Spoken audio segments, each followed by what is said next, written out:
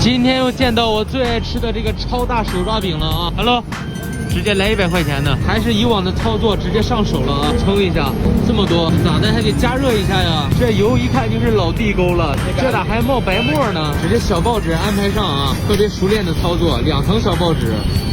OK， 100卢比买这么多，看一看别人的制作过程啊，必须用力拍打啊，不然这个饼它做出来不筋道啊。徒手来点这个香蕉酱啊。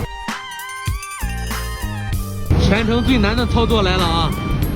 下锅，这个大哥拿个竹竿也太魔性了吧！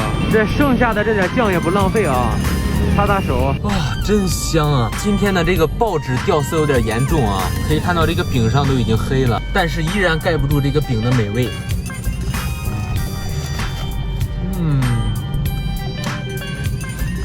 还是从前那个味道啊！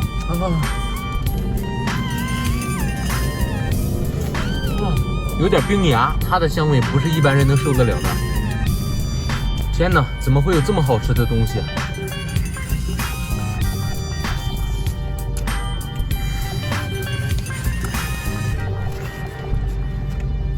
啊！太烫了，真的好吃到无法形容那种味道，元素周期爆棚啊，兄弟们！